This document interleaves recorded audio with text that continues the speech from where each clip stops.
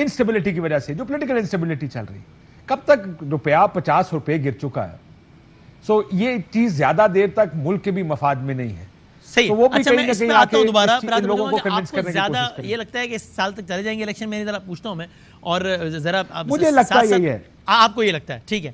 اچھا, اور میں ساتھ ساتھ ویلکم بھی کرتے ہیں former justice Lahore high court justice Nasira Javed صاحبہ کو. ہم ذرا کوئکلی وہ ریئیکشنز بھی لیتے جائیں کہ سابق جج صاحب کے بارے میں کیا سوچتے ہیں. پھر میں آتا ہوں سوری صاحب کی طرف. جج صاحب السلام علیکم. وعلیکم. کیا فرمائیے گا اس فیصلے سے متعلق, کیا آپ کی رائے ہے کہ ڈپٹی اسپیکر کی رولنگ کو صریحاً خلاف قانون قرار دیا اور نتیجے میں پرویز الہی صاحب بن گئے وزیر اعلیٰ پنجاب؟ آپ کی کیا رائے اس فیصلے پہ؟ میں نے وہ جو ان کا آرڈر ہے, شارٹ آرڈر ہی ہے, چاہے 11/7 سے, وہ میں نے پڑھا ہے تو مجھے تو صحیح لگا ہے, کیونکہ جو کچھ وہ کیا تھا انہوں نے ڈپٹی اسپیکر نے, وہ صریحاً غلط کیا تھا اور بغیر کسی انسٹرکشنز کی کیا تھا, اور نہ ان کو جو پارلیمنٹری پارٹی کے لوگ تھے ان کو کوئی ہدایت آئی تھی, نہ head of the party parliamentary party نے کوئی ہدایت نہیں دی.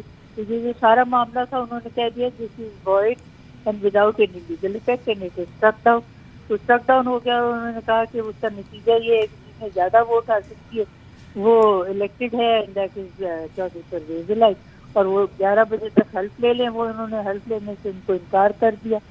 جو آپ کے یہاں گورنر, جی ہاں, تو ابھی جا رہے ہیں, وہ اسلام آباد جا رہے ہیں. جی ہاں. اور اچھا جج صاحب, اس حوالے سے آپ نے کلیئر کٹ اوپینین بتا دیا کہ بالکل ٹھیک ہے یہ فیصلہ اور یہ ایسے ہی ہونا چاہیے تھا.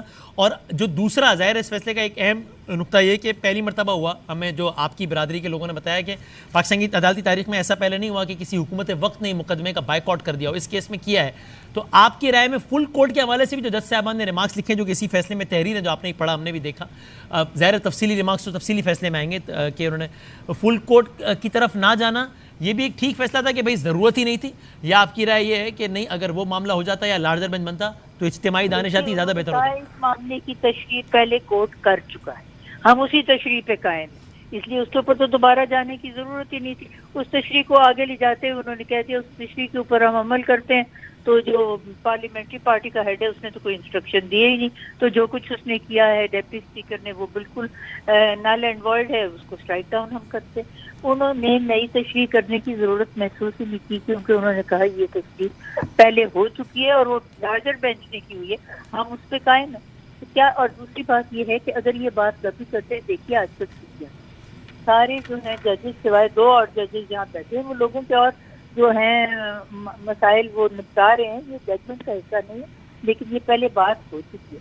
تو جو کہیں پہ دن ہے کہیں پہ رات ہے, ویڈیو لنک پہ بھی نہیں ان کی رائے لی جا سکتی.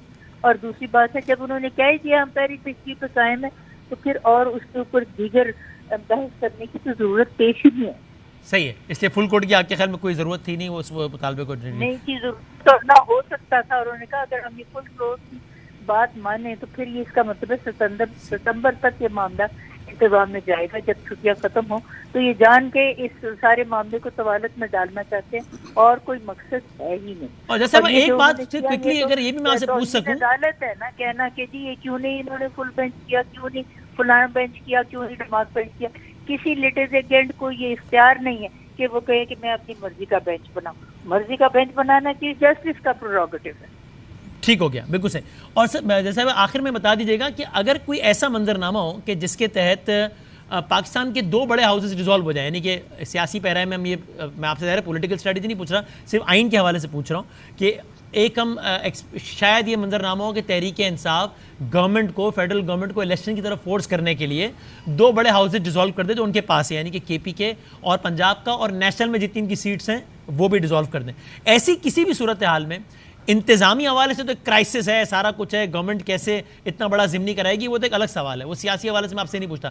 کیا کوئی آئینی قدغن اس طرح کی ہے کہ ایکس نمبر آف استعفے ہو جائیں یا اتنا کچھ ڈیزالو ہو جائے تو پھر گورنمنٹ آف دا ڈے کو جانا ہی ہے ضروراً الیکشن کی طرف, یا ایسا کچھ نہیں ہے آئین پابند؟ آئین میں تو ایسا کوئی پروویژن نہیں ہے, اور یہ میں سمجھتی ہوں کہ خود مجبور ہو کے کرائیں گے الیکشن, کیونکہ اس وقت سب سے زیادہ پریکیریس فیڈرل گورنمنٹ کی ہو گئی ہے پوزیشن.